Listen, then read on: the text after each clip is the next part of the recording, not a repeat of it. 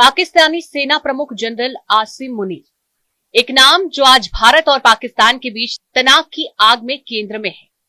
पहलगाम आतंकी हमले के बाद भारत के सख्त रुख से डरा ये जनरल कहां कहां मदद की भीख मांग रहा है, कैसे धर्म के नाम पर जिहादी एजेंडा फैला रहा है और भारत के खिलाफ साजिशों का मास्टरमाइंड कैसे बना, आइए खोलते हैं इस कहानी के काले पन्ने।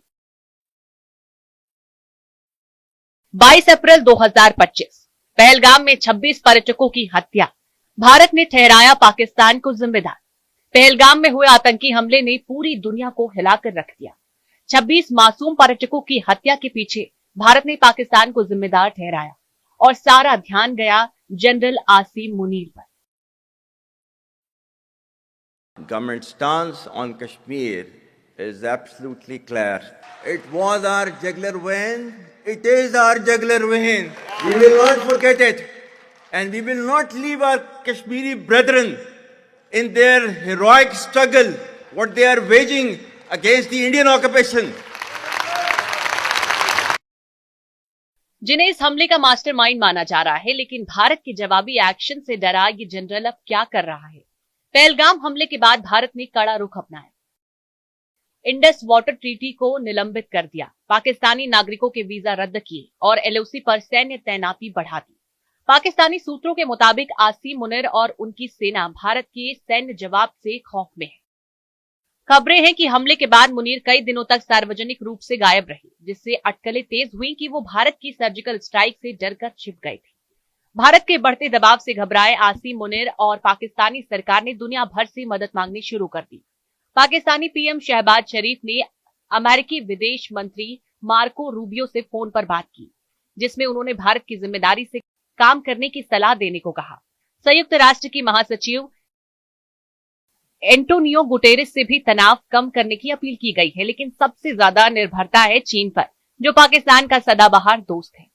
सूत्रों का कहना है कि मुनीर ने सीपीईसी और सैन्य सहायता के लिए चीन से गुप्त मुलाकातें की, लेकिन कोई खास मदद इंटरनेशनल फोरम से पाकिस्तान हासिल नहीं कर सकता है।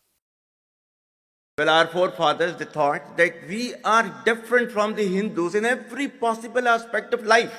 Our religion is different, our customs are different, our traditions are different, our thoughts are different, our ambitions are different. That was the foundation of the two-nation theory that was laid there. That we are two nations, we are not one nation. जबकि दुनिया भर के देशों ने भारत का समर्थन जताया। आसिम मुनीर की असल पहचान है उसका जिहादी एजेंडा। 15 अप्रैल को इस्लामाबाद में दी गई भड़काऊ स्पीच से टू नेशन थ्योरी का जिक्र किया और मुसलमानों को हिंदुओं के खिलाफ भड़काया। फरवरी में मुजफ्फराबाद में आसिम मुनीर ने कहा कि जिहाद और आस्था के दम पर मुस्लिम हमेशा जीतेंगे। माना जा रहा है कि इस बीच स्पीच ने पहलगाम हमले के लिए आतंकियों को उकसाया। मुनीर की कट्टर धार्मिक पृष्ठभूमि भी ये सब सवालों को पुख्ता करती है। आसिम मुनीर भारत के खिलाफ साजिशों का केंद्र है। भारत का आरोप है कि पहलगाम हमले में लश्कर-ए-तैयबा और जैश-ए-मोहम्मद जैसे आतंकी संगठनों को पाकिस्तानी सेना का समर्थन था। मुनीर के नेतृत्व में पाकिस्तान ने एलओसी पर लगातार सीज फायर उल्लंघन किया, जिससे पिछले 8 दिनों से गोलाबारी जारी है। खबरें हैं कि हाफिज सईद और मसूद अजहर जैसे आतंकियों को आईएसआई और मुनीर ने सुरक्षित ठिकानों पर छिपाया है। अब भारत के एक्शन से कांपता ये जनरल आखिर क्या कदम उठाता है, ये देखने वाली बात होगी। Bureau report, news 8।